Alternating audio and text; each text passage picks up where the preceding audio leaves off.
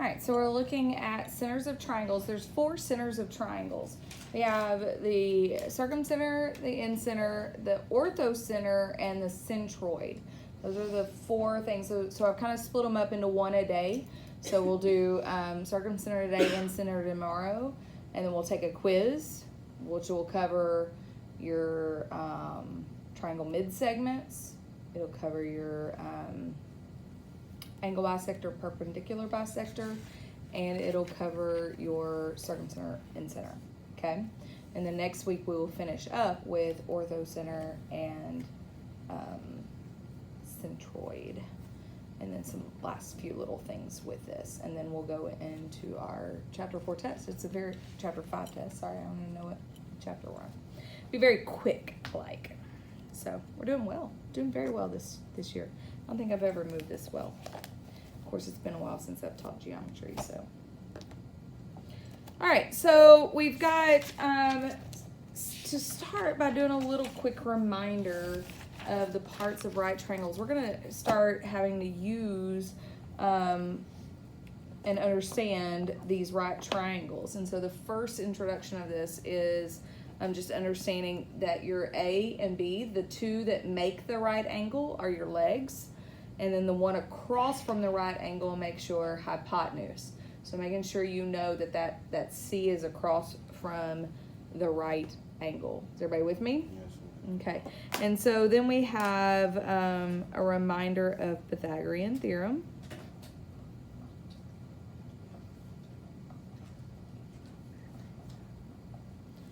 And the Pythagorean Theorem is used to find missing side lengths of right triangles.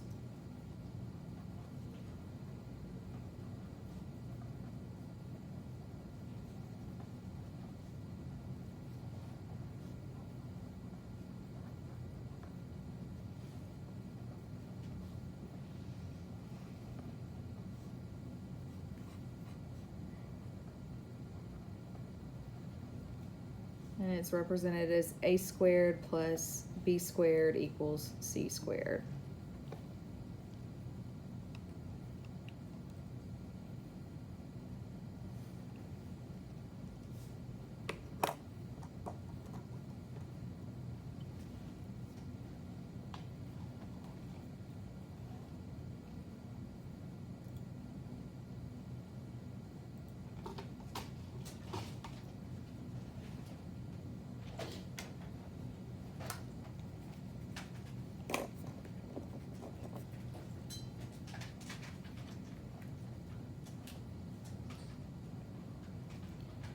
Alright, so we're going to look at an example of a right triangle with legs 8 and 7, and we're looking for the hypotenuse.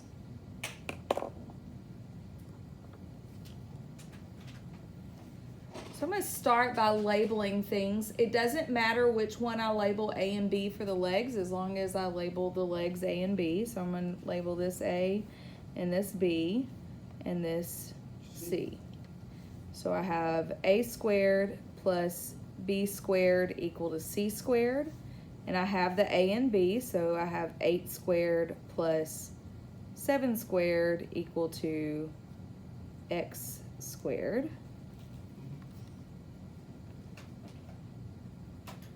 So 8 squared is 64 and 7 squared is 49. And 64 and 49 make 113. But I still don't have x by itself, so how can I go about getting x by itself? Take the square root of both sides. And I'm left with x equal to, does the square root of 113, does it simplify? No, it is the square root of 113.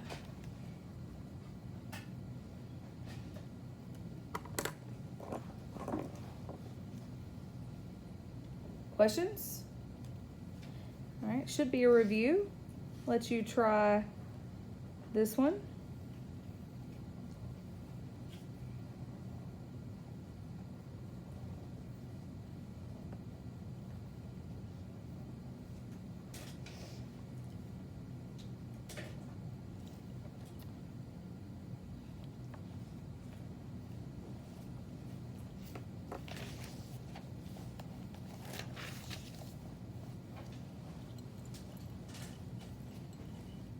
All right. So on this one, I have this is my A, my B, and my C. Did you label those correctly? Yes, ma'am. So what I've seen most as the hiccups today is that we're not getting that C is across from the right angle. So here I have A squared plus B squared equals C squared. And so I don't know my A. My B is 25, and that's equal to my C squared. So I have X squared plus 625, sorry, I was looking at something else, equal to 900. And when I subtract 625 from both sides, I get X squared equal to 275. Does that simplify when I take the square root? Square root of 5 square roots of 11. So X equals 5 square roots of 11. We good? Yes, ma'am.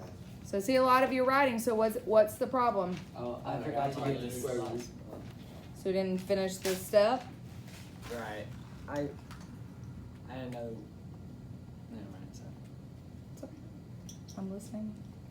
Do you have questions, those of you that are erasing? I didn't have to. Well, good for you.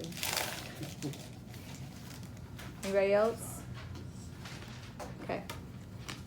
All right. Moving on to the Circumcenter then. Is everybody good? Is this a different set of notes? Or I've seen some? Same lesson.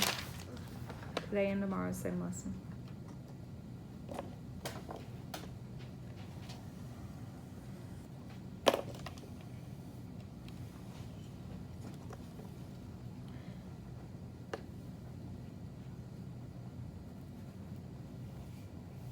Circumcenter.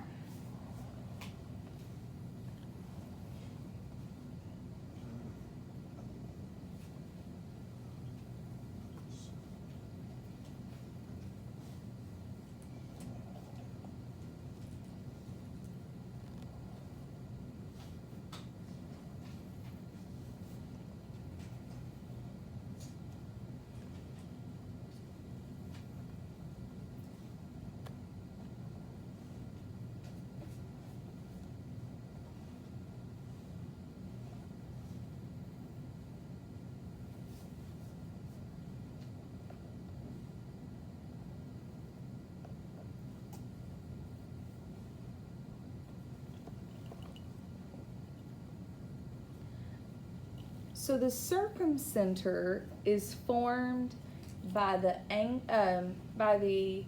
perpendicular bisectors of the sides of the triangles.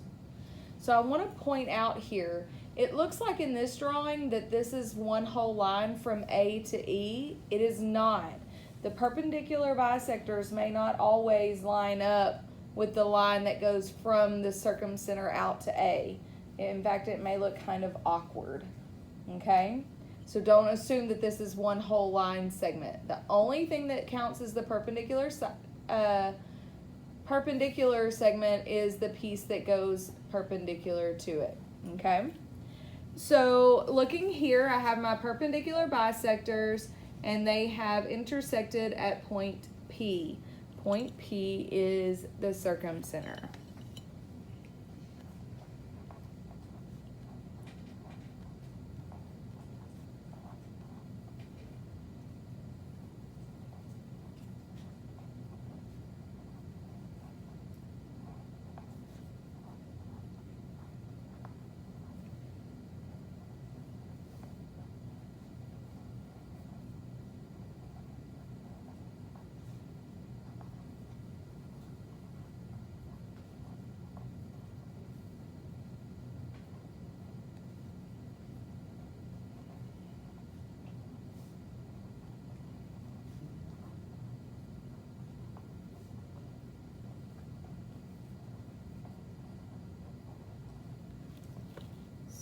The intersection of the perpendicular bisectors of the sides of the triangle.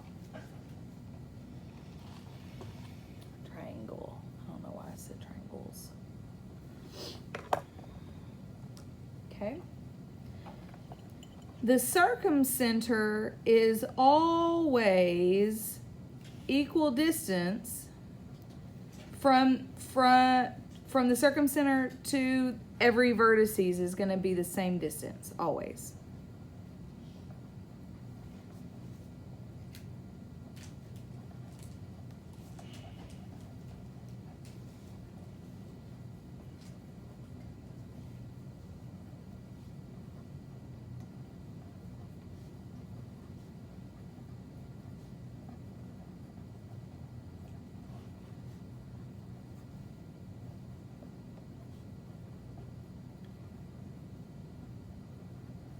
So what that means for me is that PA, PB, and PC are all congruent.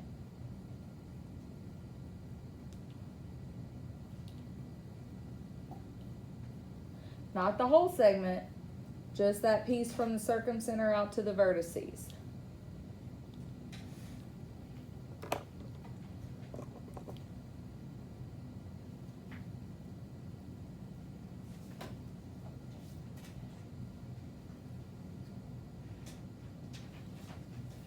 Okay, so let's talk about the perpendicular bisectors. Who can name me a perpendicular bisector? Go ahead. DP. DP. Someone else. Say it again. Say it again. PE. Sorry. The sound was running into the back of Dagan because I couldn't hear what was happening after the P. All right, somebody else? Go ahead. AB. Oh, AB. I'm missing a letter here. Now what? FC. FP or PF. Doesn't matter. Okay. Now, what about the circumcenter? What is the circumcenter? Point P.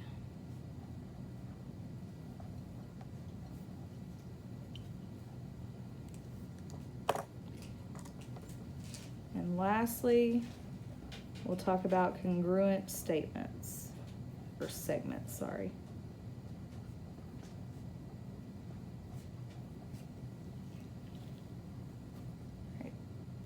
One of you that hasn't answered, tell me a congruent set of segments.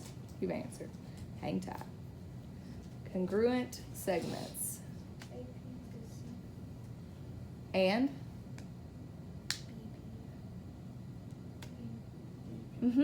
All three of them are congruent. AP is congruent to CP, is congruent to BP. All three of those are congruent. Okay? What's another one? AD. Hold on. You've already answered.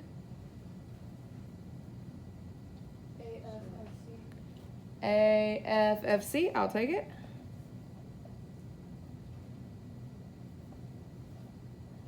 All right. Kayla, give me one.